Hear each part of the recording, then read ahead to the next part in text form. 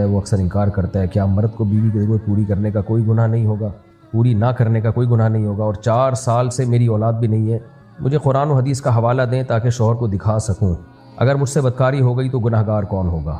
بعض خواتین کا یہ مسئلہ ہوتا ہے کہ شوہر ان کے قریب ہی نہیں آتے، 2 3 سال گزر جاتے ہیں اور بیوی سے ہم بستری نہیں کرتے۔ تو اس میں دیکھیں 2 چیزیں ہیں، اگر شوہر کو رغبت ہے بیوی کی طرف اور پھر بھی ہم بستری نہیں کر رہا تو یہ تو حرام اور ناجائز ہے، کیونکہ اس میں خطرہ ہے بیوی گناہ میں نہ پڑ جائے، تو یہ ناجائز ہے۔ تبھی حضرت عمر رضی اللہ تعالیٰ عنہ نے وہ شوہر جو 1 سال گھر سے باہر رہا کرتے تھے یا اس سے بھی زیادہ، ان پہ پابندی لگائی کہ وہ 4 مہینے میں گھر لازمی آئیں، 4 مہینے سے زیادہ کسی کو باہر رہنے کی اجازت نہیں دی حضرت عمر نے۔ وجہ اس کی یہی ہے کہ بیوی کا حق ہے کہ اس سے ہم بستری کی جائے، تو اب اگر شوہر یہ کام نہیں کر رہا تو یہ گناہ گار ہوگا، یعنی بالکل ہی چھوڑ دیا اس کو تو گناہ گار ہوگا بہرحال۔ لیکن بعض دفعہ یہ ہوتا ہے کہ مرد کو بیوی میں اٹریکشن ہی نہیں ہوتی، تو بیوی کی صورت ایسے خراب ہو چکی ہوتی ہے یا اس کی جو فٹنس کا بعض خواتین خیال نہیں کرتی، تو اس میں مرد معذور ہوتا ہے، کیونکہ یہ ہم بستری ایک ایسی چیز ہے جس میں انسان کا کنٹرول نہیں ہوتا۔ یہ ایسے ہی ہے جیسے انسان کو بھوک نہ لگ رہی ہو اور کوئی چیز کھانے کا دل نہ چاہ رہا ہو اور آپ زبردستی اس کے منہ میں ٹھوس رہے ہو، تو وہ ظلم ہوگا سامنے والے کے اوپر۔ بعض دفعہ مرد کو میلان ہی نہیں ہوتا عورت کی طرف، تو ایسی صورت میں پھر شریعت یہ کہتی ہے عورت کو زنا کی اجازت تو کسی قیمت پہ نہیں ہے کہ بدکاری کرے وہ، بلکہ پھر ایسی عورت کو چاہیے کہ شوہر سے طلاق مانگ لے۔ بھئی آپ میرے قریب نہیں آتے ہو یا تو کوئی میڈیکلی آپ کے ساتھ پرابلم ہے تو بتاؤ، شیئر کرو میرے ساتھ، اس کا علاج کرو۔ اگر میڈیکلی پرابلم نہیں ہے، آج کل جو سائیکالوجسٹ ہیں وہ بھی اس کا اچھا علاج کر لیتے ہیں، یعنی مرد کو عورت کی طرف اٹریکشن نہیں ہوتی، بعض دفعہ مرد بالکل فٹ فاٹ ہوتا ہے، اس میں کوئی کمزوری ویکنس کچھ بھی نہیں ہوتی اس میں، لیکن اس کو اٹریکشن نہیں ہوتی عورت کی طرف۔ ایسے بہت سارے کیسز آتے ہیں، حالانکہ وہ فزیکلی بالکل فٹ ہوتا ہے، تو اب اٹریکشن ہی ختم ہو گئی اس کو، تو وہ کیسے جائے گا اس کے پاس؟ تو ایسی صورت میں پھر علاج کی طرف دھیان دیا جائے، عورت بھی اپنی فٹنس کا خیال کرے، اور مرد کو چاہیے وہ نفسیاتی طور پر اگر کوئی بات اس کے دماغ میں اٹک گئی ہے، اس کو مائل ہی نہیں ہو رہی طبیعت اس کی طرف، تو ڈاکٹر سے رابطہ کرے وہ۔ اس میں سائیکالوجسٹ بھی اچھے مشورے دے دیتے ہیں، آج کل جو اکثر سائیکیٹرسٹ یا سائیکالوجسٹ ہوتے ہیں وہ جنسیات کے بھی ماہر ہوتے ہیں، تو ان سے رابطہ کیا جائے، وہ سجیشن دیتے ہیں، بہت سے لوگ پھر اچھی لائف گزارنا شروع کر دیتے ہیں۔ اور اگر پھر بھی مرد کی رغبت ہو ہی نہیں رہی ہے عورت کی طرف، تو پھر عورت کو چاہیے کہ اس سے طلاق لے لے اور کسی اور آدمی سے نکاح کرے، اور مرد کو بھی چاہیے پھر اس کو لٹکا کے نہ چھوڑے، اس کو یعنی اس کے مطالبے پر، بیوی کے مطالبے پر اس کو چھوڑ دے۔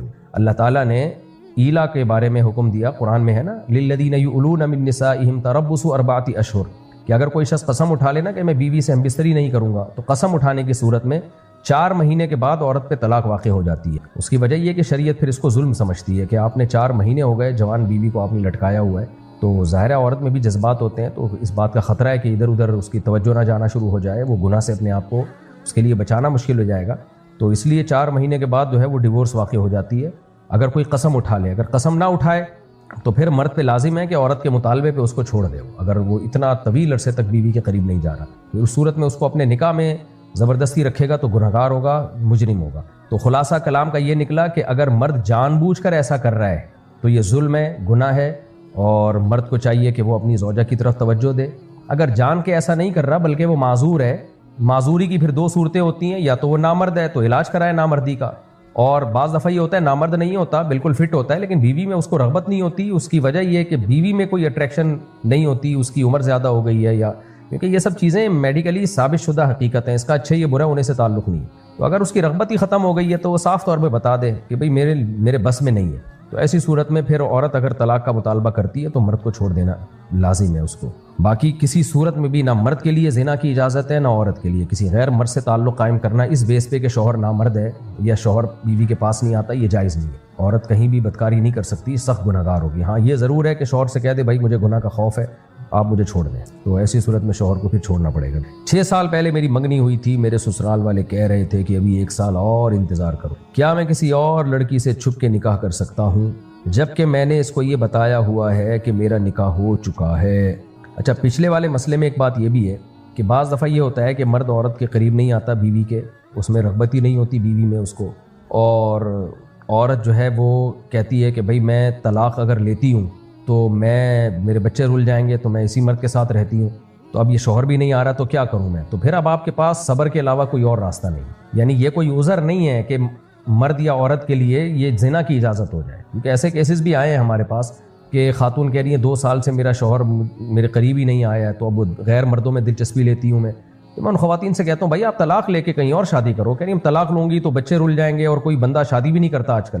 تو یہ خوب سمجھ لیں یہ کوئی عذر نہیں ہے آپ کے لیے کہ آپ غیر مردوں میں دلچسپی لینا شروع کر دیں کہ بھی میرا میاں جو ہے مجھے لفٹ نہیں کراتا تو میں ادھر ادھر منہ مارنا شروع کر دوں. حرام ہی ہے. تو آپ کے پاس یا تو ڈیورس لیں کہیں اور شادی کریں یا پھر صبر کے ساتھ اسی کے ساتھ زندگی گزاریں اور اپنی عفت اور پاک دامنی کی حفاظت کریں.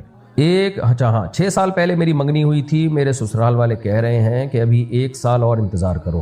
کیا میں کسی اور لڑکی سے چھپ کے نکاح کر سکتا ہوں جبکہ میں نے اس کو یہ بتایا ہوا ہے کہ میرا نکاح ہو چکا ہے مگر رخصتی نہیں ہوئی ہے اور پھر بھی وہ مجھ سے نکاح کرنے پر راضی ہے لیکن نہ اس کے نہ میرے گھر والے دوسری شادی کرنے پر راضی ہیں. اگر ہم چھپ کے بغیر ولی کے عدالت کے ذریعے نکاح کریں تو کیا یہ نکاح ہو جائے گا؟ یہ چھپن چھپائی کے میں بالکل قائل نہیں ہوں. اس میں لڑکیوں کو الو بنایا جاتا ہے. عدالت میں جا کے لڑکے لڑکی سے نکاح کرتے ہیں. لڑکی کے ماں باپ انوالو نہیں ہوتے اور کیونکہ اب ماں باپ انوالو نہیں ہوتے تو لڑکی تو اس وقت جوش میں ہوتی ہے. 4 5 6 8 10 دن میں مرد کا جوش ٹھنڈا ہو جاتا ہے.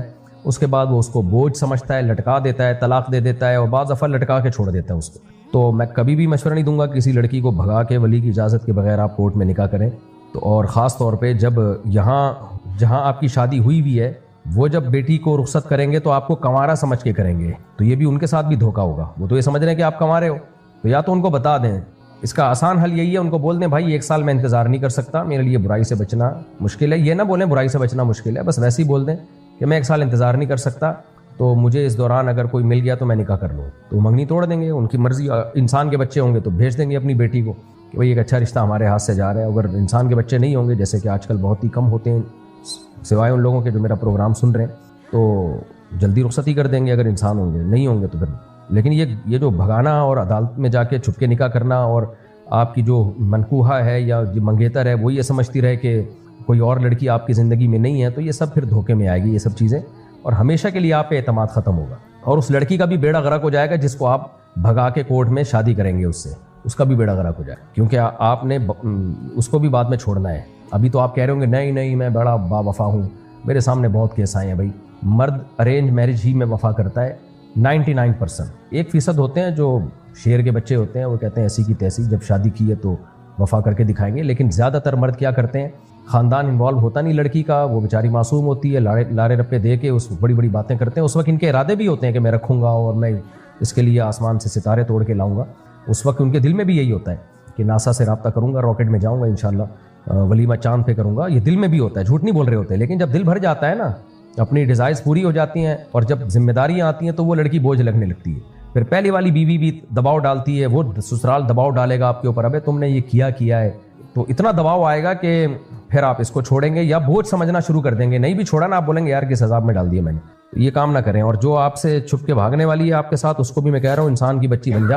اور یہ بیڑا غرق کر دیں گے بھائی صاحب ایسے لوگ. اسپیسیفک ان کے بارے میں نہیں میں کہہ رہا, لیکن ایسا ہوتا ہے. لڑکیوں کا بیڑا غرق ہوتا ہے جب وہ گھروں سے بھاگ کے شادی کرتے ہیں. اللہ ماشاء اللہ کچھ کیس ہوتے ہیں وہ ہوتے ہیں جن میں باپ ظالم ہو, جتنے بھی لڑکی کے اولیاء ہوں وہ ظالم ہوں.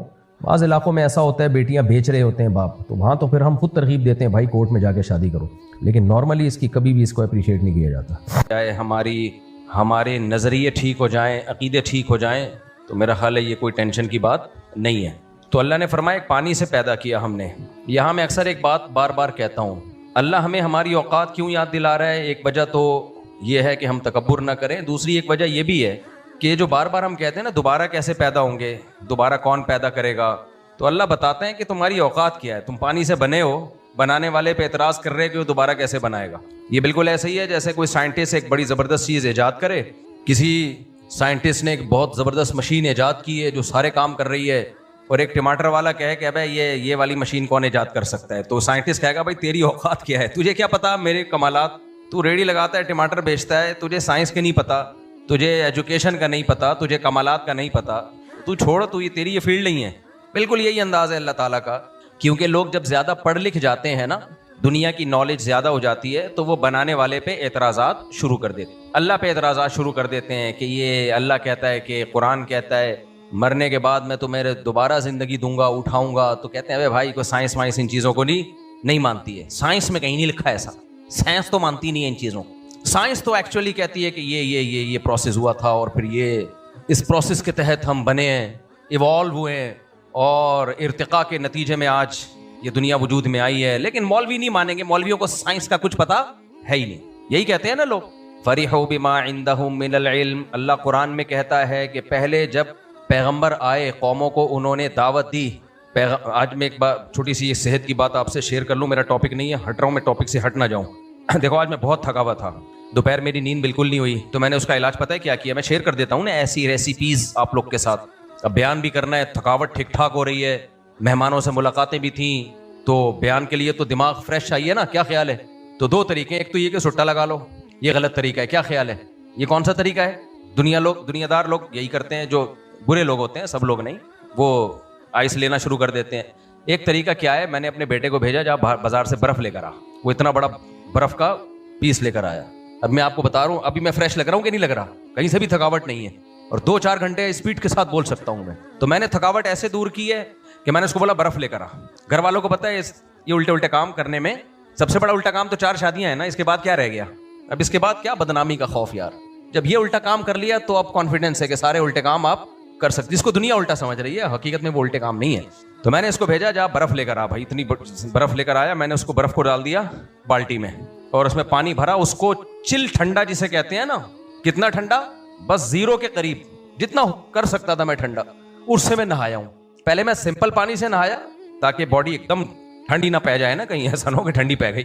تو پہلے سمپل پانی سے نہایا, اس کے بعد پھر بیٹھ کے وہ بگے بھر کے اپنے اوپر ڈالے اس پانی کے. وہ اتنا ٹھنڈا تھا کہ اگر ایک دفعہ آدمی ڈالے نا, ہل جائے وہ اچھی طریقے سے, ایسا لگے جھٹکا لگا ہے اس کو.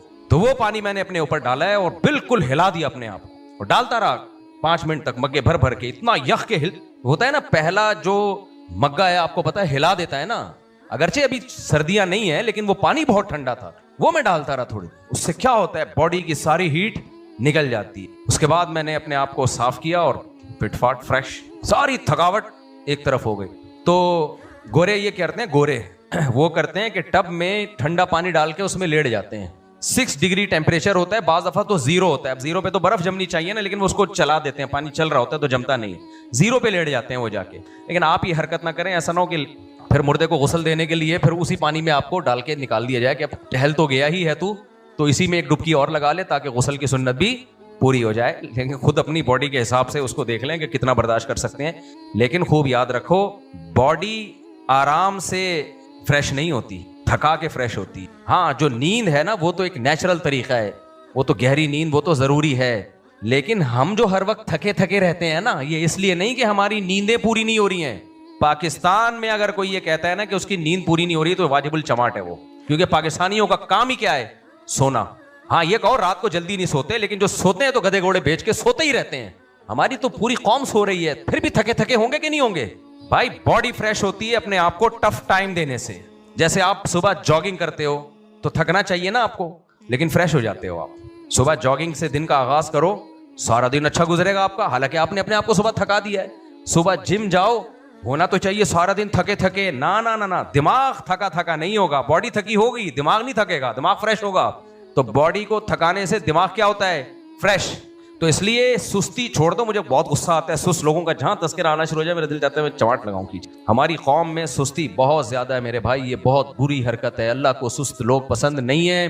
سست آدمی دنیا میں کسی کام کا نہیں ہوتا, دین پہ بوجھ ہوتا ہے, اسلام کو بدنام کرتا ہے, دینداروں کو بدنام کرتا ہے, داڑھی کو بدنام کرتا ہے, ٹوپی کو بدنام کرتا ہے. صحیح ہے نا, کیونکہ لوگ کہتے ہیں دیکھو یہ داڑھی ٹوپی والا کسی کام کا نہیں ہے.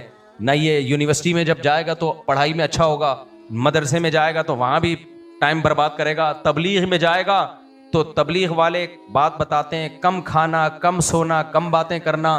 یہ کیا کرے گا, کم کے بیچ میں الف ڈال دے گا. کام کھانا, کام سونا اور کام باتیں کرنا. میں نے دیکھا ہے تبلیغ میں جو سست لوگ نکلتے ہیں تبلیغ کو بدنام کرتے ہیں, سوتے رہتے ہیں پڑے ہوئے. تعلیم ہو رہی ہوگی اس میں سو رہا ہوگا بیٹھا ہوا. گشت کے دوران ایسا لگ رہا ہوگا جیسے پولیس نے اس کو بھیجا ہے کسی کام سے. تبلیغ میں بھی 2 طرح کے لوگ ہوتے ہیں, ایک ایکٹیو لوگ ہوتے ہیں, جب گشت کرتے ہیں نکلتے ہیں ان کی ایک فکر ہوتی ہے یار ہم نے کسی طرح لوگوں کو اللہ کی راہ میں نکالنا ہے. ہمیں یاد ہے بچپن میں تبلیغی جماعتیں آتی تھیں, 3 دن جماعت ٹھہرتی تھی, پورے محلے کو ہلا کے جاتی تھی. وہ لگتا تھا کوئی جماعت آ کے ٹھہری ہے.